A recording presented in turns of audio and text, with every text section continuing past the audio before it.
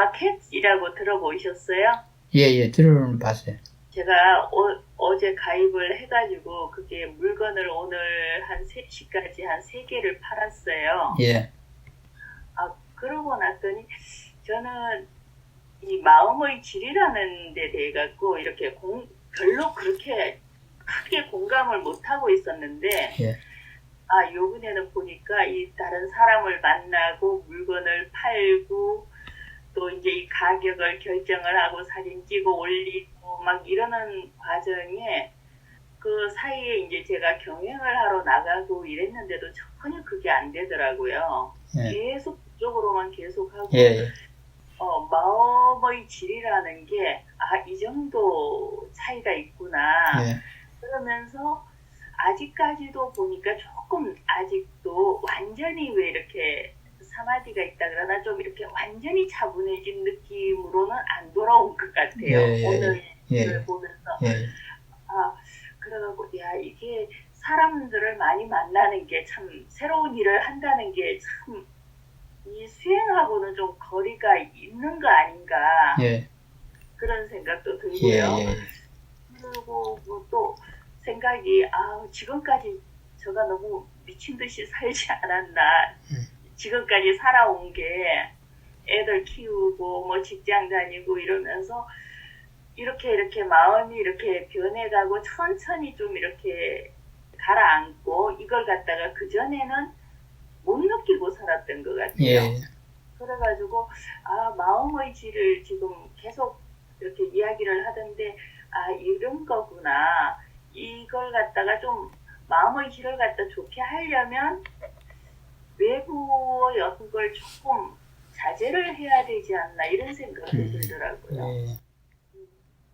일단은 뭐 그런 게 마음의 질이라고 말할 수 있어요. 그냥 구체적으로 말하면 오력의 질을 말하는 거죠. 오력의 질. 그 중에 이제 사티, 사마디, 지혜라고 할 수 있어요. 사마디가 좀 쉬우니까 그렇게 말을 할 수 있지만, 내가 사티가 얼마나 있는가, 얼마나 지혜가 있느냐가 중요해요. 지혜와 사티가 있다면 마음의 고요함은 있을 거예요. 그냥 마음이 좀 차분한 거죠. 가볍게 이렇게 고요함이 있는 걸 말해요.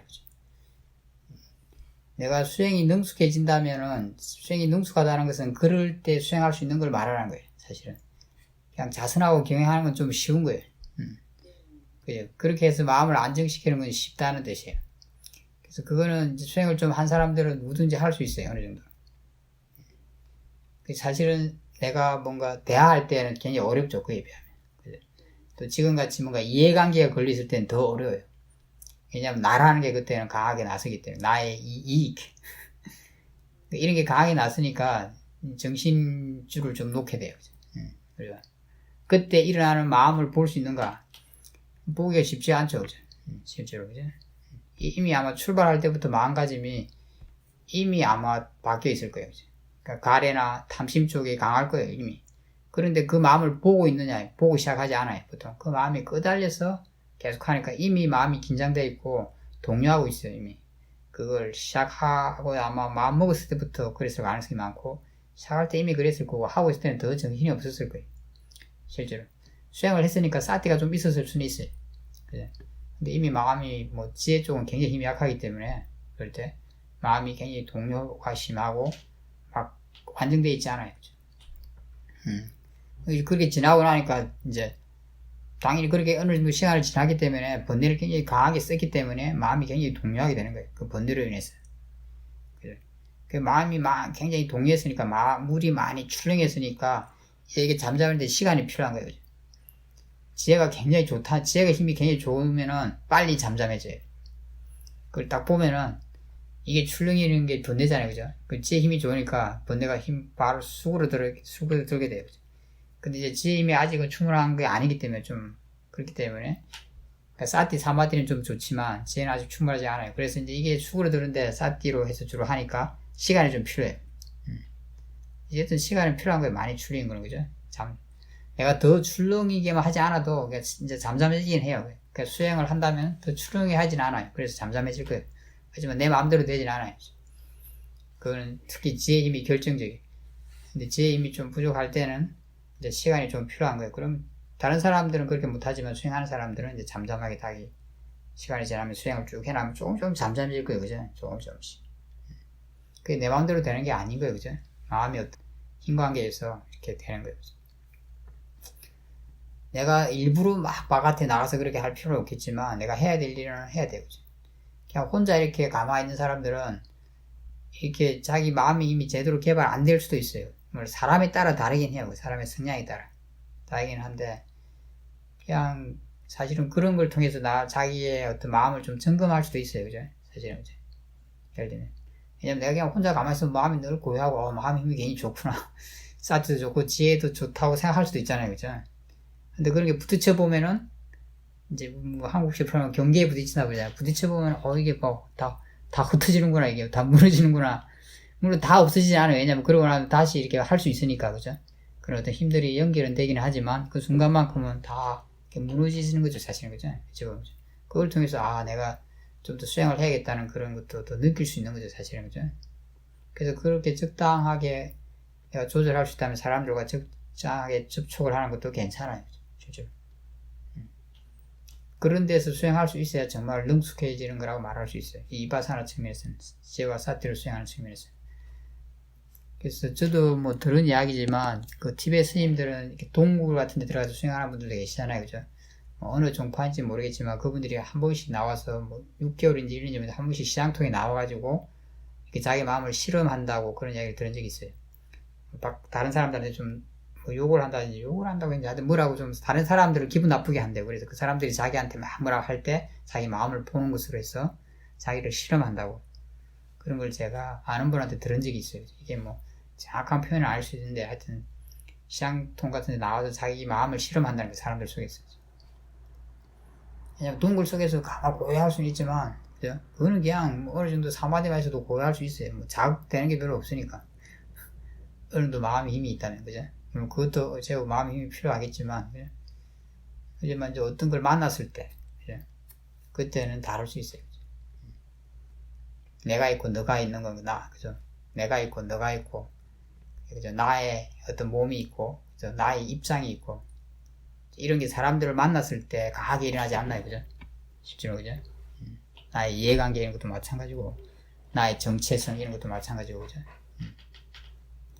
그래서 그럴 때 이제 번뇌가 강하게 일어날 수 있는 거예요, 사실. 진짜 아가 약해졌다면, 그죠? 사람들을 만나도 번뇌가 약하게 일어나야 되는 거죠. 아니 나거나. 그렇지 않나요? 그죠? 그 지혜가 지혜가 좋다면 그래야 되는 거죠, 사실은. 그죠? 당연히. 그죠? 내가 혼자 있어도 그래야 되고, 사람들 속에 있어도 그래야 되는 거예요. 그죠?